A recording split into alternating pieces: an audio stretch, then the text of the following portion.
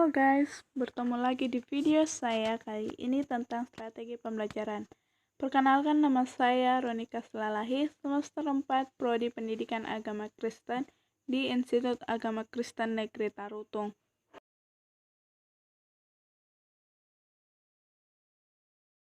Dosen pengampu Ibu Damayanti Nababan, MPDK.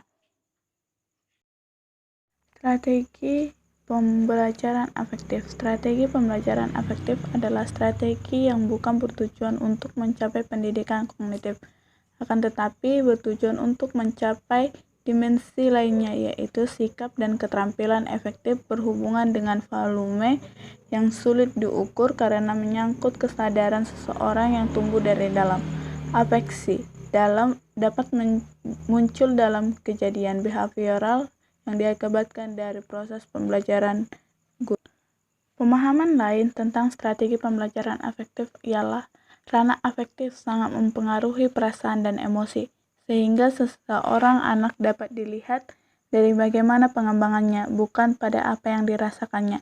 Aspek afektif sangat diketahui adalah sikap dan minat peserta didik melalui 5 jenjang, yaitu yang pertama menerima, yang kedua menjawab, yang ketiga menilai, yang keempat adalah organisasi, dan yang terakhir adalah karakteristik suatu nilai.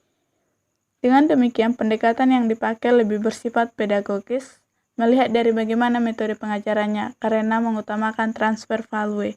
Konsep strategi pembelajaran. Nah, konsepnya yaitu berbeda dari strategi-strategi pembelajaran pada umumnya yang memiliki muatan nilai karakter sangat minim, sehingga perlu dikembangkan agar memuat nilai karakter lebih maksimal. Maka tidak demikian dengan strategi pembelajaran afektif, sebab strategi pembelajaran afektif sepenuhnya telah memuat nilai-nilai karakter secara utuh. Kemudian, hal yang kita pelajari yaitu tentang strategi pembelajaran afektif, yaitu tentang model. Nah, model strategi pembelajaran afektif yaitu yang pertama ada model konsiderasi. Model konsiderasi atau deconsideration dikembangkan oleh MC Paul, seorang humanis. Paul menganggap bahwa pembentukan moral tidak sama dengan pengembangan kognitif yang rasional. Pembelajaran moral siswa menurutnya adalah pembentukan kepribadian, bukan mengembangkan intelektual. Model ini menekankan kepada strategi pembelajaran yang dapat membentuk kepribadian. Tujuannya adalah agar siswa menjadi manusia yang memiliki kepedulian terhadap orang lain. Kebutuhan yang fundamental pada manusia adalah bergaul secara harmonis dengan orang lain, saling memberi dan menerima dengan penuh cinta dan kasih sayang. Pembelajaran sikap pada dasarnya adalah membantu anak agar dapat mengembangkan kemampuan untuk bisa hidup bersama secara harmonis, peduli, dan merasakan apa yang dirasakan orang. Yang kedua adalah model pengembangan kognitif. Nah, model pengembangan kognitif adalah model yang dimana dikembangkan oleh Laurent Calbera.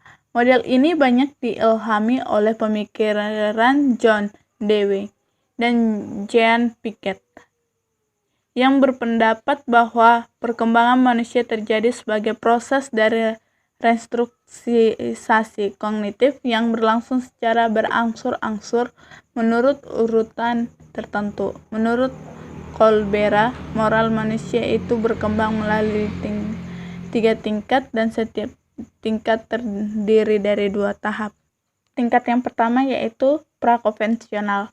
Pada tingkat ini, setiap individu memandang moral berdasarkan kepentingan sendiri. Artinya, pertimbangan moral didasarkan pada pandangannya secara individual tanpa menghiraukan rumusan dan aturan yang dibuat oleh masyarakat. Tahap pertama yaitu orientasi hukum dan kebutuhan dan kepatuhan. Pada tahap ini, perilaku anak didasarkan pada konsekuensi fisik yang akan terjadi. Artinya, anak hanya berpikir bahwa perilaku yang tidak akan mengakibatkan hukum. Yang tahap kedua adalah orientasi instrumental relatif. Pada tahap ini, perilaku didasarkan kepada rasa adil berdasarkan aturan permainan yang telah disepakati. Dengan demikian, perilaku itu didasarkan untuk saling menolong dan saling memberi. Yang kedua adalah tingkat konvensional. Nah, pada tahap ini, anak mendekati masalah didasarkan pada hubungan individual masyarakat. Kesadaran dalam diri anak mulai tumbuh bahwa perilaku itu harus sesuai dengan norma-norma dan aturan yang berlaku dalam masyarakat. Nah, tahap ketiga yaitu keselarasan interpersonal. Pada tahap ini ditandai dengan setiap perilaku yang ditampilkan individu didorong oleh keinginan untuk memenuhi harapan orang lain. Tahap keempat yaitu sistem sosial dan kata hati. Pada tahap ini perilaku individu bukan didasarkan pada dorongan untuk memenuhi harapan dengan orang lain yang dihormatinya, akan tetapi didasarkan pada tuntutan dan harapan masyarakat. Yang ketiga adalah tingkat postkonvensional.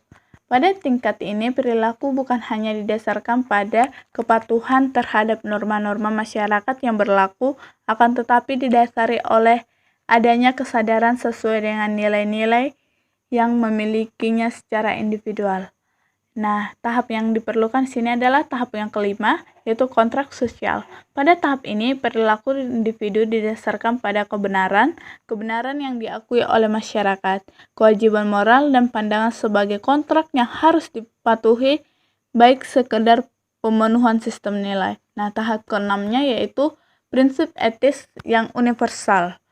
Pada tahap ini adalah tahap yang paling terakhir, karena di sini akan dipelajari tentang perilaku didasarkan pada prinsip yang universal. Berarti universal artinya umum.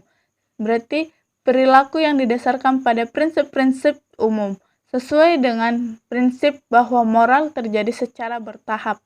Maka strategi pembelajaran model Colbert diarahkan untuk membantu agar setiap individu meningkatkan dalam perkembangan moralnya. Tujuan kita mempelajari dari strategi pembelajaran afektif adalah bertujuan untuk mencapai sikap dan keterampilan efektif berhubungan dengan volume yang sulit diukur. Peran guru dalam proses pembentukan strategi pembelajaran afektif, yaitu pola pembiasaan. Menurut penelitian Watson, seorang psikologi, cara belajar sikap yang disebabkan dengan kebiasaan dapat menjadi dasar penanaman sikap tersebut terhadap suatu objek. Hal ini sebabkan kebiasaan atau conditioning. Nah, contohnya adalah dalam proses pembelajaran di sekolah, baik secara disadari maupun tidak, guru dapat menanamkan sikap tertentu kepada siswa melalui proses pembiasaan. Misalnya, ada seorang siswa yang setiap hari mendapat perlakuan yang tidak menyenangkan dari guru, seperti mengejeknya atau menyinggung perasaan anak tersebut. Maka lama-kelamaan akan timbul perasaan kesal atau benci dari anak tersebut. Kejadian ini akan mengakibatkan kepada anak tersebut sehingga dia menjadi tidak menyukai guru dan kesal dan tidak menyukai mata pelajaran guru tersebut. Maka dari sini kita harus membuat peserta didik membuat sikap menjadi sikap positif, jangan menjadi ke sikap negatif seperti tidak menyukai seorang guru. Yang kedua adalah modeling. Nah, setelah pembiasaan, terus kita ke modeling. Nah, modeling ialah pembelajaran sikap seseorang yang dilakukan melalui proses modeling, yaitu pembentukan sikap melalui proses asimilasi atau proses mencontohkan. Proses modeling ini adalah proses peniruan anak terhadap orang lain yang menjadi idolanya atau orang yang dihormatinya, yang dimulai rasa kagum. Salah satu karakteristik anak didik yang sedang berkembang adalah keinginannya untuk melakukan peniruan imitasi. Contohnya adalah di dalam suatu ruangan, seorang guru agama menjelaskan kepada siswa-siswinya mengapa harus beribadah, mengapa harus berdoa, dan apa gunanya bernyanyi lagu rohani. Nah, kita harus tahu apa itu kelebihan dari pembelajaran afektif. Nah, kelebihan dari pembelajaran afektif yaitu dalam pelaksanaan pembelajaran afektif akan dapat membentuk warta serta peradaban bangsa yang martabat. Dan yang kedua, mengembangkan potensi peserta didik dalam hal nilai dan sikap. Dan yang ketiga, menjadi sarana pembentukan manusia yang beriman dan bertakwa kepada Tuhan Yang Maha Esa, bertakwa mulia, sehat, berilmu, cakap, kreatif, mandiri, dan menjadi warga negara yang demokratis serta bertanggung jawab. Keempat, peserta didik akan lebih mengetahui mana hal yang baik dan mana hal yang tidak baik dilakukan. Yang kelima, peserta didik akan mengetahui hal yang berguna atau berharga, sikap positif dan tidak berharga atau tidak berguna, sikap negatif. Dengan yang keenam, pelaksanaannya strategi pembelajaran afektif akan memperkuat karakter bangsa Indonesia apabila diterapkan pada anak sejak dini. Dengan pelaksanaan pembelajaran afektif, siswa dapat berperilaku sesuai dengan pandangan yang baik dan tidak bertentangan dengan norma-norma yang berlaku. Kelemahan dari pembelajaran afektif ini ialah kurikulum. Di kurikulum berlaku selama ini cenderung diarahkan untuk pembentukan intelektual atau kemampuan kognitif, di mana anak diarahkan kepada menguasai materi tanpa memperhatikan pembentukan sikap dan moral. Sulitnya melakukan kontrol karena banyaknya faktor yang dapat mempengaruhi perkembangan sikap seseorang. Yang ketiga, keberhasilan pembentukan sikap tidak bisa dievaluasi dengan segera karena perubahan sikap dilihat dalam rentang waktu yang cukup lama.